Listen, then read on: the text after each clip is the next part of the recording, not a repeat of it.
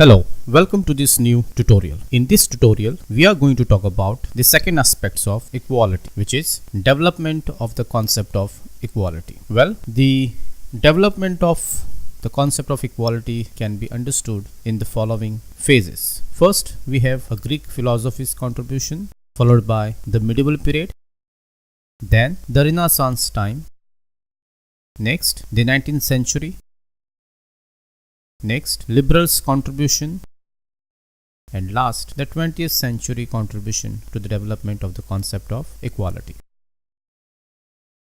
So let us take first Greek philosophy and its contribution to the development of the concept of equality. Well, in the Greek philosophy, we have two different traditions which has emerged. First, inequality, which is supported by Plato and Aristotle. Second, equality, which was supported by Paracelsus, Sophist, Antiphon, and Stoics. So let us take first aspects of Greek philosophy, which is inequality. Well, Aristotle discovered that inequality was the cause of rebellion in many states. In fact, he defines that justice according to him is like treating equals equally and unequals unequally. In fact, he insisted on recognition and maintenance of the existing inequality in society between the masters and slave, between the rich and poor, and between the morally superior and morally inferior. Whereas Plato classified man into a man of gold, man of silver, and man of iron. Meanwhile, moving on to second part of a Greek philosophy, which is inequality, the Stoic philosophy gave the idea of universal brotherhood and citizenship, which was based on natural law and reasons. Now, this corresponds to the modern idea of equality. They opposed slavery and pleaded for natural equality among men. Therefore, equality is force which binds together friends, cities, and allies. So, this was the contribution of Greek philosophy as far as development of the concept of equality is concerned. Moving on to the medieval period. During the medieval period, Christianity raised the voice for equality. But soon, it got converted into equality before the God. During this period, feudalism emerged in Europe and unequal rules of aristocracy developed. In fact, feudalism was a combination of legal and military customs in medieval Europe that flourished between the 9th and 15th century. Broadly defined, it was a way of structuring society around relationship derived from the holding of land in exchange for service or labor.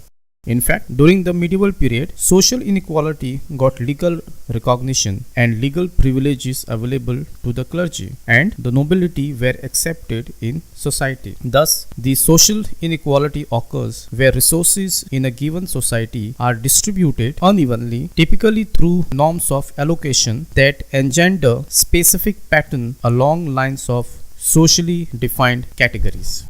Moving on to the Renaissance. The Renaissance and the Reformation played an important part in awakening and shaking the existing social and political system. Besides this, the Renaissance highly influenced gender equality, especially in terms of marriage, wealth ownership, and freedom of expression. Well, the emerging middle class challenged the legal, social, and political privilege of the feudal order. In fact, in European history, the middle class played an important role as an agent of change to transform society. It was patronized by the rulers to encounter feudal lords who challenged their authority and rebelled against them. To empower the middle class, the ruler granted them charter or official rights to trade abroad and to take the responsibility of the administration of cities where they established municipality. Thus, the Glorious Revolution of 1688 in England, the American Declaration of Independence of 1776, and the French Revolution of 1789 helped the cause of equality. Moving on to 19th century contribution to the concept of equality. So here it saw a demand for social economic equality for the newly emerging working class. In fact, as a result of the Industrial Revolution, economic disparity has increased and the demand for economic equality and justice came from many quarters. In fact, the industrial and economic development of the Industrial Revolution brought significant social changes. Industrialization resulted in an increase in population and the phenomena of urbanization as a growing number of people moved to urban centers in search of employment. Thus, the movement for political equality also became stronger and adult franchise became the birth cry of the Democrats. Moving on to liberals. Liberals focused on the following different kinds of equality. First, moral equality, which implied the rights of each man to be treated as an end and not a means. Well, this statement focused on the sovereignty of an individual where he considered rational, and this rational individual, as per Immanuel Kant and many philosophers, is to be kept at the center of everything. Everything should be for him or her, and he or she must not be for achieving something else for someone else. Next, we have judicial equality, which implied the right of each man to justice on the same term as other men.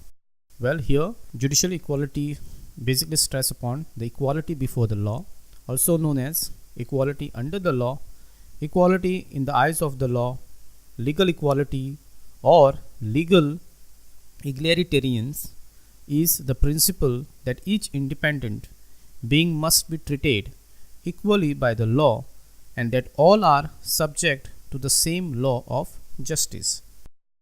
And last, political equality, which implied the right of each man to a vote that counts no more and no less than the vote of any other man. Basically, by political equality, we refer to the extent to which citizens have an equal voice over governmental decisions. One of the bedrock principles in a democracy is the equal consideration of the preferences and interest of all citizens. And moving on to the 20th century. Well, here 20th century witnessed many revolutioning struggle for equality. For example, various national movement has emerged against imperialism in Asia, Africa, and Latin America. In fact, the Indian nationalism, with its specific feature, was the first nationalist movement to emerge in the colonies. By the early years of the 20th century, movement for national liberation had begun to emerge in other parts of Asia, notably in Indochina, Indonesia, Korea, the Philippines, and Iran. Well, in Africa, African nationalism is a political movement for unification of Africa and for national determination. In fact, the 21st century has seen the various movements of black people against the white race. Well, the Black Power movement emphasized racial pride, economic empowerment, and the creation of political and cultural institutions for African American people in the US. So these movements are still on in South Africa and US for equality with the whites.